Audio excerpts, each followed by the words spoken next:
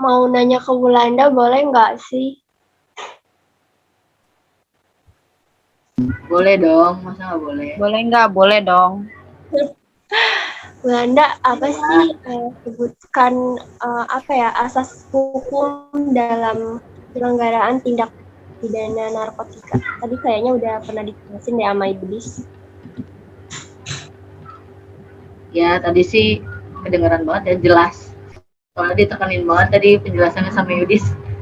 Jadi lumayan nyangkut lah. Jadi asas hukum dalam penyelenggaraan tindak pidana narkotika itu udah ditentuin dalam pasal 3 Undang-Undang nomor 35 tahun 2009 ya tentang narkotika. Dan kalau nggak salah ada 8 sebagaimana yang tercantum dalam pasal tersebut. Yaitu diantaranya yang pertama ada keadilan, yang kedua ada pengayuman, yang ketiga ada kemanusiaan, yang keempat ada ketertiban, yang kelima ada perlindungan, dan yang keenam keamanan, yang ketujuh nilai-nilai ilmiah, dan yang kedelapan itu kepastian hukum. Benar nggak Yudis? Sekali. Betul. Sesuai dengan Berarti undang-undang. kita semua lulus. Kita semua lulus. Lulus kalau Silpi dosennya. Ya, tapi kalian gimana? Ada nggak yang kepo-kepo gitu mau ditanyain? Apa aja gitu? Nggak harus tentang. Aku mau tanya, ada Oh, apa pertanyaan. tuh? Keren sekali. Ada apa tuh? Pertanyaannya yang sering orang tanyain juga sih. Ya. Tentang apa? Pertanyaannya gini, tentang narkotika lah pastinya, tentang ganja. Ganja itu kan diketahui punya banyak manfaatnya. Manfaatnya bisa untuk kesehatan juga. Pokoknya beraneka ragam lah. Makanya ada pengobatan yang pakai ganja. Tapi banyak juga emang yang sembuh karena ganja. Tapi kenapa di negara maju statusnya ganja itu legal, sedangkan di Indonesia itu belum legal gitu? Kenapa? Kira-kira ada nggak ke depannya untuk Indonesia tuh kira-kira ngelegalin ganja tuh kira-kira bakal ada atau enggak? Itu aja sih pertanyaannya. Siapa nih Yudis yang mau jawab? Oh, berat sekali. Kayaknya kalau pertanyaannya berat, Silpi lebih cocok sih buat jawab. Coba ya, mau coba jawab ya. Kayaknya ya, kalau upaya pelegalan ganja di Indonesia itu tidak dapat dipastikan dapat dilakukan karena pasalnya nih, legalitas narkotika tersebut dinilai bertentangan dengan aspek hukum, fisik, psikologi, sosial, serta aspek keamanan dan ketertiban masyarakat. Dari aspek hukum legalitas, ganja akan bertentangan dengan UN Single Convention 1961 dan UN Convention 1988 tentang narkotika dan obat-obatan terlarang. Dalam konvensi tersebut disebutkan bahwa perbuatan yang menyangkut masalah ganja adalah sebuah tindak pidana yang harus dikenakan hukuman yang setimpal dengan hukuman penjara. Ketentuan-ketentuan dari kedua konvensi tersebut telah diratifikasi dan diatur lebih lanjut dalam Undang-Undang Nomor 35 Tahun 2009 tentang narkotika, baik mengenai penggolongan ganja dalam narkotika golongan 1 maupun ketentuan pidana yang cukup berat. Sedangkan dalam aspek fisik dan psikologis nih, penyalahgunaan ganja itu dapat mengakibatkan gangguan kesehatan dan psikologis karena dapat merusak saraf otak secara permanen jika digunakan secara berkelanjutan. Kemudian alasan yang selanjutnya nih, mengapa ganja itu nggak bisa dilegalkan adalah aspek sosial yang akan timbul terhadap masyarakat, khususnya generasi muda kan. Pasalnya nih, unsur THC dapat menimbulkan efek negatif membuat orang menjadi malas. Nah, efek paling buruk dari ganja karena menjadikan reaksi pemakai lebih lambat dan pengguna penggunanya itu cenderung kurang waspada. Ini akan menimbulkan kerawanan sosial yang tinggi dalam masyarakat. Sedangkan nih, jika dilihat dari aspek keamanan dan ketertiban masyarakat, ganja dapat mendorong orang yang telah ketergantungan untuk melakukan tindak pidana seperti pidana pencurian, perampokan, dan tindak pidana kekerasan lainnya. Penggunaan ganja juga dapat mengganggu ketertiban berlalu lintas, bahkan bisa mengakibatkan kecelakaan. Gitu sih kayaknya. Gimana? Oke. Gila, Ntar mantep ya. Kalau Silvi yang Kamu jawab juga pakai ganja, Wak? dari Kenapa?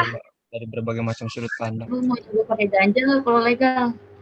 Enggak, nanya aja. Sebenarnya rada aneh sih, maksudnya kenapa di Amerika boleh, kenapa di sini nggak boleh? Kan sebenarnya sama-sama manusia ya, maksudnya dia bisa mengontrol kan sama-sama manusia gitu, tapi kenapa nggak boleh gitu? Iya benar tuh. Tapi ya nggak tahu lah, kita kan sebagai Tergantung negara hukum kebijakannya ya. dan masyarakat yang patuh hukum, kita tegak lurus kepada hukum dan undang-undang. Gitu. Gimana? Apakah masih ada yang punya keresahan, teman-teman? Juga mau nanya nih. Oh, gimana tuh Nurul? Jadi tuh gue punya teman, dia tuh pakai narkoba kan. Oh Nah ya? terus iya teman gue tuh ada yang pakai narkoba. Terus gue bilang nih, kasih tahu ke dia, lu harus berhenti nih pakai narkoba. Kan narkoba itu kan obat terlarang kan. Nah terus dia tuh pas gue tahu dia tuh pakai narkoba, dia malah gue ngancem dia kan, bakal gue laporin kalau misalkan dia nggak mau berhenti nih. Terus dia tuh jadi takut gitu dan ngancem gue kan, kalau sampai gue ngelapor, pokoknya dia ngelarang gue untuk ngelaporin ke pihak yang berwajib. Nah gue mau tanya nih, ada nggak sih sanksinya kalau misalnya gue tahu ada pengguna narkoba terus gue tutupin itu gitu, ada sanksinya nggak sih? Oh, itu sebenarnya permasalahan yang sangat kompleks dan sering terjadi ya di masyarakat. Di satu sisi kita berdampingan dengan si pelanggar hukum, di satu sisi juga pelanggar hukumnya itu teman kita. Tapi kita akan coba jawab dari segi aspek hukum. Jadi narkotika kan diatur dan dilarang penggunaannya ya maupun peredarannya itu di Undang-Undang Nomor 35 Tahun 2009. Nah, adapun definisi penyalahguna atau pecandu narkotika diatur juga di undang-undang tersebut itu di pasal 1 angka 15 dan pasal 1 angka 13 Undang-Undang Narkotika. Nah, di situ diterangkan begini. Kalau pecandu narkotika itu orang yang menggunakan atau menyalahgunakan narkotika dalam keadaan ketergantungan pada narkotika baik fisik maupun psikis itu keterangan pasal 1 angka 13. Nah, kalau pasal 1 angka 15, penyalahguna adalah orang yang menggunakan narkotika tanpa hak atau melawan hukum. Nah, penyalahguna narkotika itu seharusnya tuh direhabilitasi. Eh, itu ada di pasal 54 junto pasal 55 tuh Undang-Undang Narkotika. Bunyinya begini nih. Pasal 54. Pecandu narkotika dan korban penyalahguna narkotika wajib menjalani rehabilitasi medis dan rehabilitasi sosial.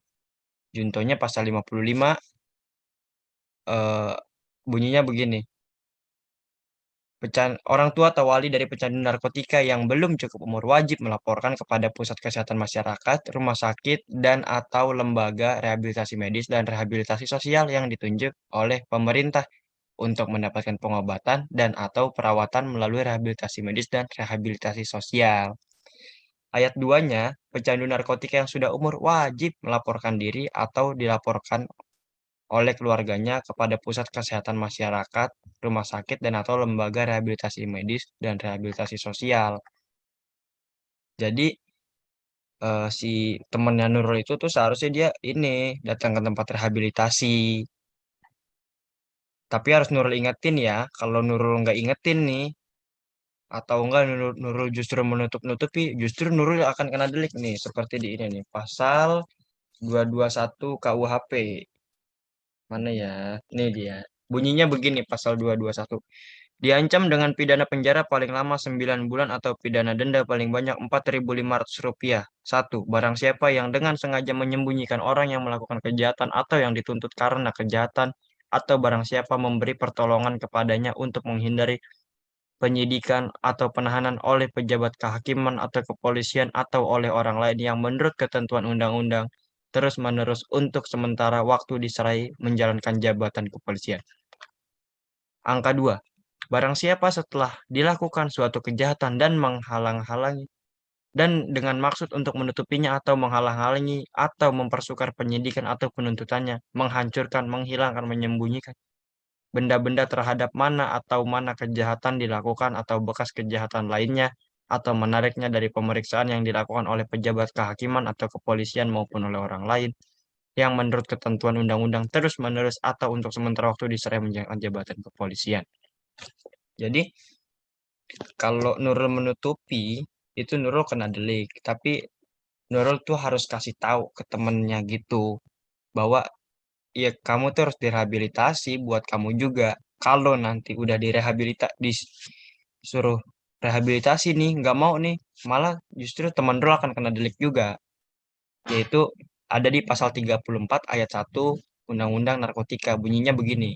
Pecandu narkotika yang sudah cukup umur dan dengan sengaja tidak melaporkan diri sebagaimana yang dimaksud dalam pasal 55 ayat 2 dipidana dengan pidana kurungan paling lama 6 bulan atau pidana denda paling banyak Rp2 juta.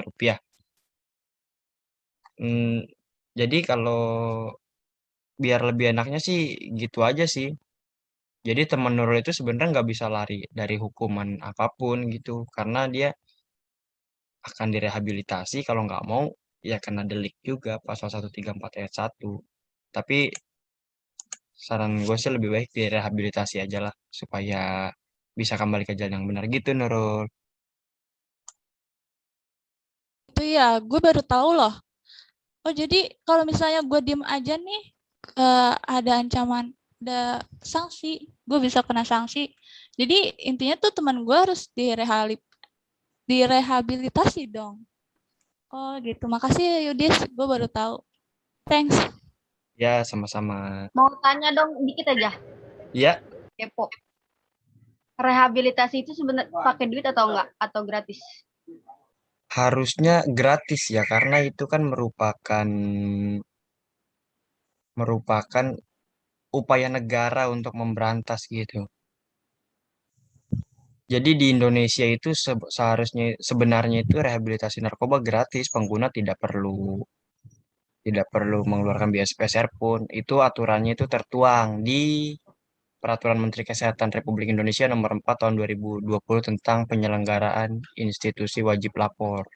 Tapi kalaupun memang ya di lapangan kan sama di teori biasanya enggak Beda ya. sejalan ya. Ya, biasanya adalah uang thank you gitu kan. Ada uang thank you-nya Tapi, tapi ya. kalau menurut lu pribadi, kira-kira orang yang narkoba itu sebenarnya harus dipenjara atau emang harus direhab, ngerti nggak sih? Jadi nggak perlu dipenjara, perlunya direhab. Menurut lu aja Eh, gimana? secara pandangan pribadi seharusnya kalau penggunanya tidak melakukan tindakan pidana di luar penggunaannya dia melawan hukum narkotika itu sendiri seharusnya direhab aja. Kecuali kalau akibat dari pemakaian narkobanya dia kemudian dia sampai mencuri melakukan pengerusakan itu baru bisa dipidana penjara. Karena kan sebenarnya orang narkoba itu yang dirugikan hanya dirinya sendiri gitu loh. Tapi adapun dia nanti melakukan pidana karena setengah sadar itu bisa dikenakan delik lain lagi. Jadi harus rehab kesimpulannya seharusnya ya. Gitu. Oke, thank you. Lanjut. Tergantung beratnya juga nggak sih kalau misalkan di penjara atau enggak? Beratnya berapa? Berat di bawah di atas 5 gram itu dianggap sebagai pengedar. Kalau di bawah 5 gram sebagai pengguna dan itu hukumannya beda pengedar dan pengguna. Masih ada lagi yang masih punya pertanyaan-pertanyaan? Mau dong. Oh, Wulanda. Ada apa Wulanda? Gitu. Eh, apa namanya? Saya sama tentang temen ya, tapi cuma bedanya gue nggak bukan menutupi, cuma ada masalah sama temen gue aja. Jadi teman gue tuh kayak memiliki gangguan kecemasan gitu, dan buat ngatasin kecemasannya itu dia cuma bisa pakai psikotropika yang antidepresan. Nah, kalau misalkan gitu, apakah dia melanggar hukum karena dia menggunakan psikotropika apa enggak? Kan secara itu kan dia untuk mengatasi penyakit yang dia alami gitu. Ada tindakan melanggar hukumnya atau enggak, ada sanksinya atau enggak? Menurut gue nih ya, pada dasarnya kan obat psikotropika ini tuh punya manfaat ya, manfaat baik di dunia kesehatan dan dunia ilmu pengetahuan juga. Tapi ini penggunaannya itu kalau misalnya tidak sesuai akan membawa dampak buruk nih bagi penggunanya, mulai dari kayak jadi ketergantungan, juga bisa sampai menyebabkan kematian gitu. Selain berbahaya bagi kesehatan, penyalahgunaan psikotropika juga dapat dikenakan sanksi dan hukuman berupa pidana dan denda. Hal tersebut itu udah diatur dalam tadi seperti yang udah gue jelasin sebelumnya, diatur dalam pasal 59 Undang-Undang Republik Indonesia nomor 5 tahun 1997 tentang psikotropika. Barang siapa yang menggunakan, memproduksi, mengedarkan, mengimpor, memiliki, menyimpan, membawa psikotropika golongan 1 dengan tidak semestinya akan dipidana 4 hingga 15 tahun penjara dan didenda 150 hingga 750 juta. Tapi kalau kasusnya seperti tadi temannya Wulanda yang memiliki gangguan kecemasan, sebenarnya pertanyaannya itu apakah dia itu punya resep dokter untuk menggunakan psikotropika tersebut atau tidak. Karena kalau misalnya dia memiliki resep dokter, maka ia legal menggunakannya. Tapi kalau misalnya dia nggak punya resep dokternya, maka pengobatannya itu bukan lagi pengobatan yang sah, tapi itu sudah termasuk melanggar hukum. Itu sih tahu saya. Gitu ya. Tapi nih, gue pernah dengar berita tentang Vanessa Angel. Dia kan pakai psikotropika, tapi ada resep dokternya. Tapi kenapa dia sampai naik ke pengadilan ya? Katanya boleh kan kalau ada resep dokter. Tapi kenapa? Ada yang tahu nggak? Gue jujur tidak mengikuti beritanya, nggak tahu. Tapi kemungkinan mungkin barang bukti yang ditemukan tidak sesuai dengan resep dokter. Jadi resep dokternya apa, nah barang bukti yang ditemukan lain. Nah, itu kan berarti ada penyalahgunaan juga kan. Gitu. Mungkin ya, biasanya deliknya kenanya di situ. Kalau ada yang lain Iya ya. sih.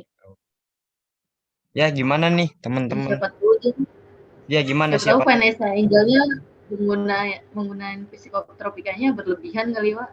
Kayak hidup. Iya, mungkin bisa jadi ya. Jadi nggak sesuai resep dokter, tapi melebihi dosis kali ya. Iya, dosis bisa juga.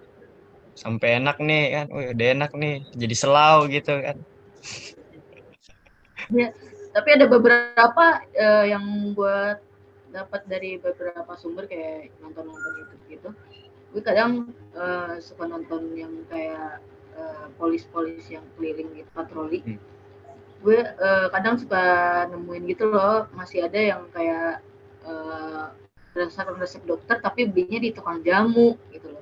Tukang jamu yang sidang muncul itu yang biasa di pinggir jalan, jadi kayak bisa gitu loh beli narkoba di situ gitu loh. Ini kaget gitu.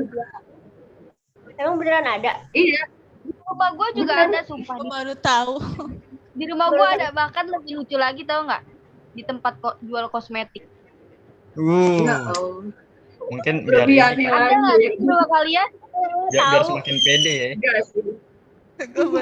Iya, tapi ada juga bener juga di tempat gue juga ada jual kosmetik sampingnya dagang obat dan mereka masih satu toko gitu. Nah kan kita nggak tahu obatnya apakah dia memperdagangkan psikotropika juga atau enggak? Sampai ada tempat apa tuh namanya? Kalau kita bukan sharing ya, apa namanya? Cerita curhat dulu gitu-gitu, ntar baru dia beli gitu. Sumpah beneran ada. Buset. Pasiennya itu pasien si pedagang itu. Iya, Sebutnya kan iya dokter. pasiennya sumpah. Mau kemana? Mau ke dokter.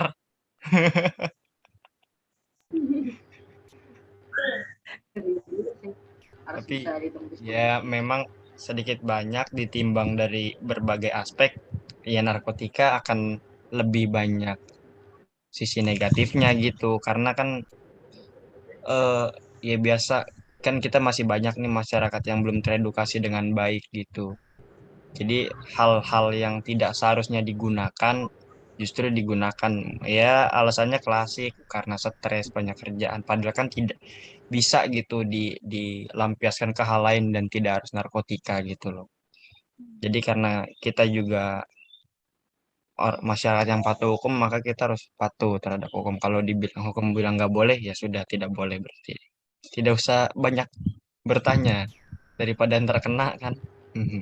Iya benar, apalagi negara kita negara hukum kan. Lebih Nah, baik menyibukkan dengan kegiatan-kegiatan yang positif sih iya dibandingkan positif seperti berolahraga kan bisa juga kan, bisa mendorong hormon bahagia juga, apa itu hormon endorfin dengan berolahraga kan bisa juga rekreasi jalan-jalan gitu kan. Apalagi obat merah kan, obat merah cap bapak-bapak tuh, cap dua bapak-bapak yang gambarnya Pak Soekarno dan Pak Muhammad Hatta. Wah itu obat yang paling obat segala penyakit itu. Obat merah sama obat biru, ya kan? Nah, cukup berapa lembar aja semua penyakit hilang itu. Nah, ya jadi gimana nih persiapan kalian setelah setelah kita sharing-sharing terkait dengan narkotika ini untuk besok kalian ujian hukum pidana khusus? Gue sih Cukup makin pede jelas sih, Jelas banget sih karena kali ini. udah dijelasin hari ini. Pasti gampang. Kalau kalau emang apa ya belum ngerti sih parah banget sih. Emang udah jelas banget detail penjelasannya.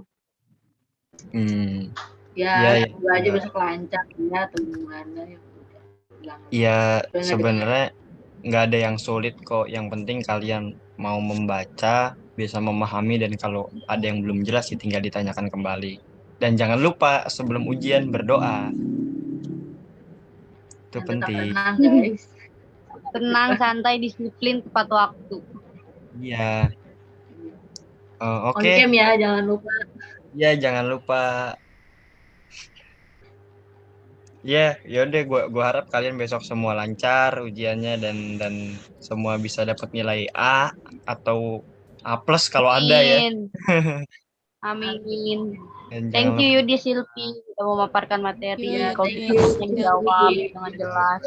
Makasih banget. Udah Udah sharing-sharing. dipahami. Ya udah, selamat istirahat semua.